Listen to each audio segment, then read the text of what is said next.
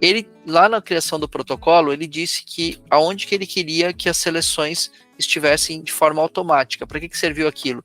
Para que ele desse todos os indicadores da estatística, né, da coleta. Então ele mostra pico, média ajustado, mínimo, qual que é a integral, qual que é a frequência média, mediana. Isso tem várias funções, esses indicadores, para você saber tempo de subida de rampa, tempo de descida de rampa, isso para saber como é que está a frequência, no caso do disparo das fibras. Serve para você ver várias análises também em questões de fadiga muscular, de uma série de índices que podem ser analisados. A gente fez com vocês aqui o exemplo do vídeo, então a gente vai clicar ali em vídeo para ver o playback desse sinal. Então a gente clica em vídeo e ali ele vai mostrando, ó, isso que vocês estão vendo na tela agora é o que o Vinícius gravou, né, o que nós gravamos anteriormente ali. Então vai passando essa linha preta para mostrar em que instante está o sinal, e ali depois ele vai mostrando ali o que aconteceu nesse sinal, propriamente dito, em relação ao vídeo que foi gravado, né? Então tudo isso a gente consegue mostrar dessa forma. Também lá em cima a gente pode ver, esse sinal que a gente está mostrando agora é o sinal cru, a gente chama de sinal de eletromiografia puro. A gente pode ver esse sinal, só a parte positiva desse sinal, que é uma forma mais fácil da gente identificar aquilo que eu comentei, do tempo de subida de rampa. Então, pegando, por exemplo, assim, aquele primeiro trecho lá da esquerda, está dizendo que em 5 segundos ali, ó, mais ou menos, na parte rosa, ele iniciou a subir a rampa da contração. A gente consegue pegar quantos segundos demorou do início até lá a subida, que foi o início, o primeiro pico que ele atingiu. Então a gente tem ali, quando a gente passa o mouse em cima, ele vai mostrando ali quantos segundos foram. A gente basta, se a gente quiser saber esse intervalo, é só diminuir um pelo outro, a gente vai saber quantos segundos ele demorou. E também a gente consegue saber em quantos microvolts estava naquele momento, né, daquele instante, digamos assim. Então isso é uma ferramenta muito interessante para acompanhar a evolução. Isso é uma grande diferença em relação ao biofeedback, porque o biofeedback, a gente diz que a eletromiografia pura, ela serve muito mais para o profissional fazer essas análises que eu estou comentando. E o biofeedback, ele é em percentual, ele serve muito mais para o paciente atingir uma coordenação, seguir um determinado caminho, entender quando ele tem que contrair uma musculatura e relaxar outra. Então a eletromiografia serve muito mais para o profissional, né? Então é importante mencionar aqui também que ele já veio com tudo selecionado, porque quando a gente montou aquelas atividades lá, tinha uma caixinha marcada, criar seleção automática. Então o software selecionou todas as atividades que a gente criou lá. Caso vocês não queiram que o software selecione e queiram selecionar manualmente, por exemplo, eu quero selecionar manualmente o trecho que o paciente estava em repouso. A gente segura o botão direito do mouse, aqui o botãozinho direito, e arrasta ali para o lado. Ele vai criar uma seleção e vai calcular ali exatamente esse trecho que a gente selecionou. Então, o Fabiano tinha falado lá, a questão do tempo de subida de rampa, tem a possibilidade de a gente dar um zoom também nesse trecho. Então, a gente pode girar ali o scroll do mouse para frente, ele vai dar um zoom nesse trecho que o paciente começou a contrair, e a gente pode pegar exatamente o tempo que o paciente chegou até ali o pico inicial de contração. Ele vai mostrar lá embaixo 0,88 segundos. Exato.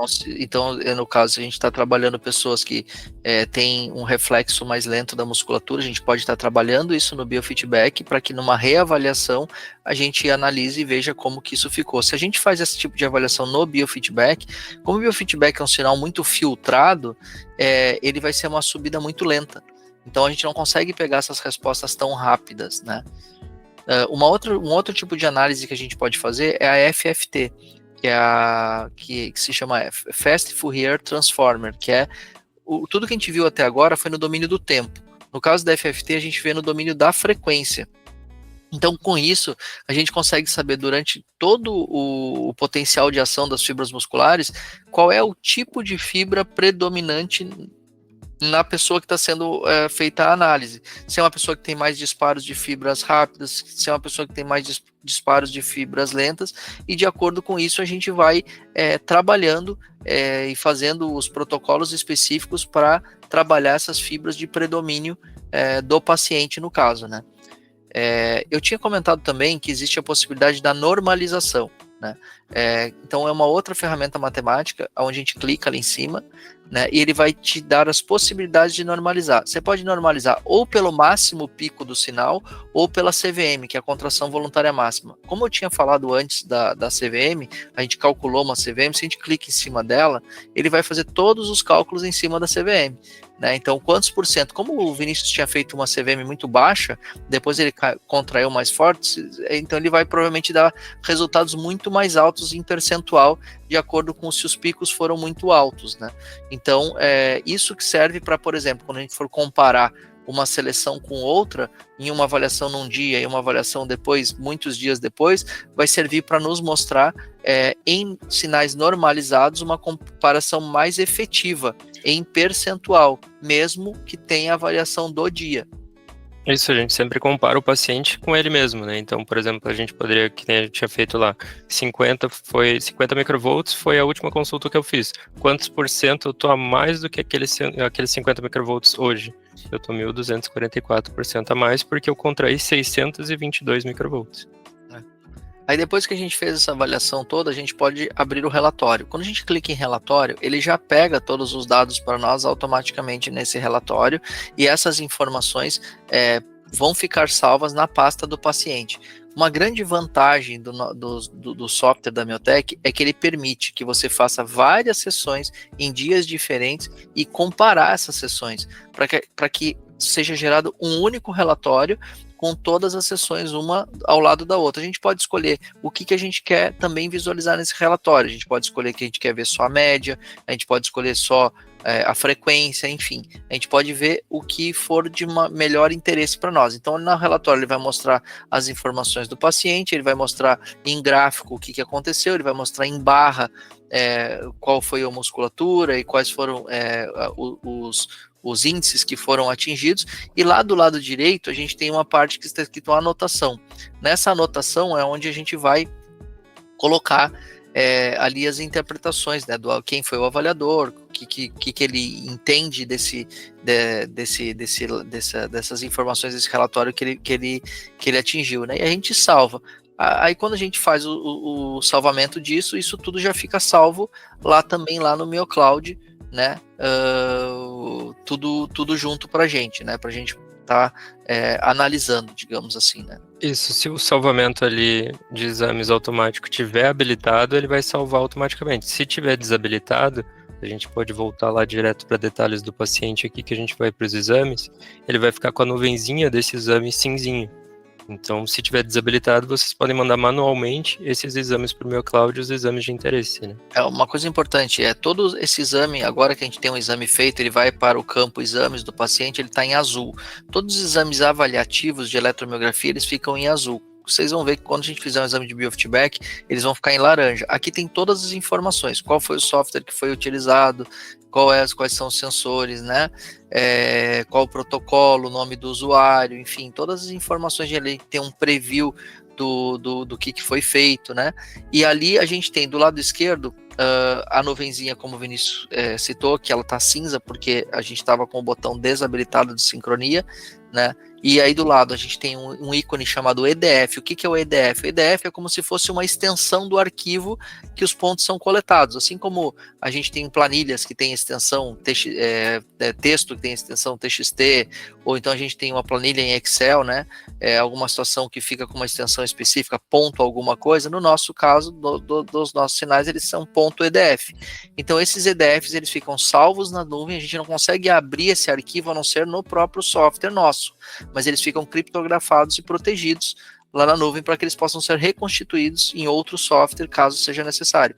E aí sim a gente tem o PDF que está em vermelho, que no caso aqui é um PDF só, né? Então ele vai para a nuvem, fica esse relatório exatamente igual a esse relatório que a gente mostrou anteriormente, e tem um outro PDF em amarelo ali do lado direito que está escrito 0, X0. Por quê? Porque a gente não tem nenhuma comparação desse sinal.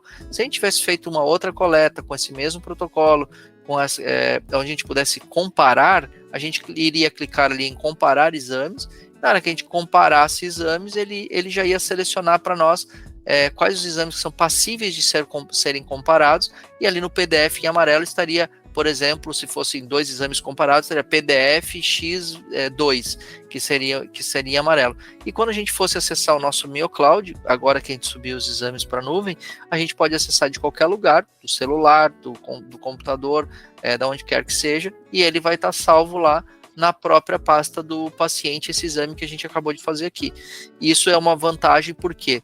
Porque a gente pode compartilhar esse exame com quem quer que seja, a gente pode estar acessando esse exame de qualquer local, a gente sabe que esse exame está seguro. A gente sempre faz aquela analogia, a gente tem um seguro de carro, por exemplo, para que a gente não precise usar, mas se acontecer alguma coisa, a gente tem o seguro do carro e ele nos protege.